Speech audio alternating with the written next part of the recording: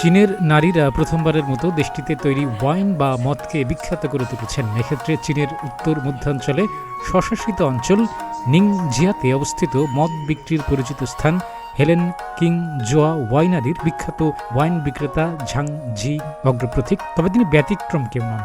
ধুলাময় আঙ্গুরের বাগান যা চীনের দূরবর্তী স্থানগুলোতে রয়েছে, সেখান থেকে আধুনিক নগরের ওয়াইন বিক্রির দোকান বা বার পর্যন্ত নারীরা দেশটির সম্মুখ ভাগে রয়েছে। উৎপাদন এবং ব্যবহারের প্রতিটি ক্ষেত্রে তারা নতুনত্ব আনছে।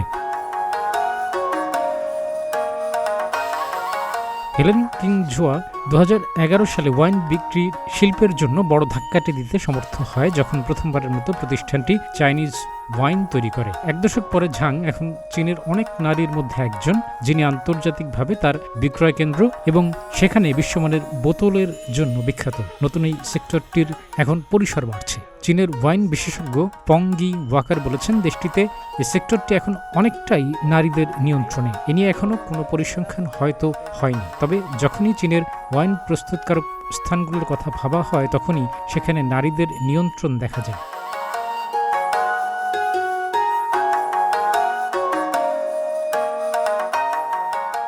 ঝাং এর নিজের এলাকা নর্দার্ন নিংজিয়াতে গত কয়েক দশক ধরে হাজার হাজার হেক্টরের আঙ্গুরের বাগান রয়েছে হেলেন পার্বত্য এলাকায়। হেলেন কিংজুয়ার ছাড়াও চীনের বেশি পরিচিত উৎপাদক Silver Heights, Kanaan winery, Jade Vineyard নারী পরিচালিত।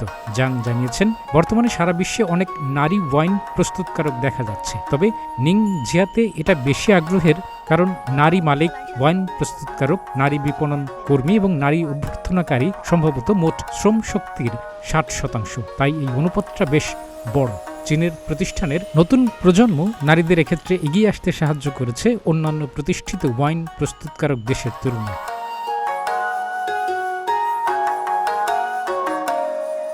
ওয়াকার জানিয়েছেন, পশ্চিমে এই শিল্পটি পুরুষ নিয়ন্ত্রিত এবং সেখানে এটা একটি ঐতিহ্যগত শিল্প। তবে চীনের জন্য ওয়াইন কোনো ঐতিহ্যগত শিল্প নয়। চীনে কোনো নারীর পক্ষে ওয়াইনের কারখানা খোলা এখন অনেক নিরাপদ। নিংজিয়াতে এই শিল্পের উন্নয়নে যে সহায়তা দেওয়া হচ্ছে তার অর্থ আগ্রহী যে কারো জন্যই অবারিত সুযোগ রয়েছে সেখানে কাজ করার। জাং তার সহ প্রতিষ্ঠাতা সাবেক কর্মীদের সঙ্গে সরকারি চাকরি করার সময় পরিচিত হন।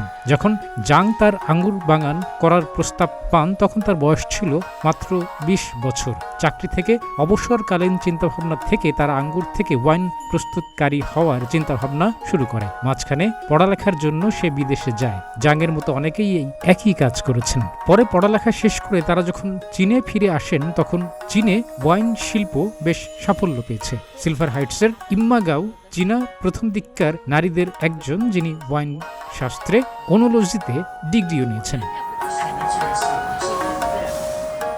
ডেস্ক টিভি, প্রতিদিনের বাংলাদেশ।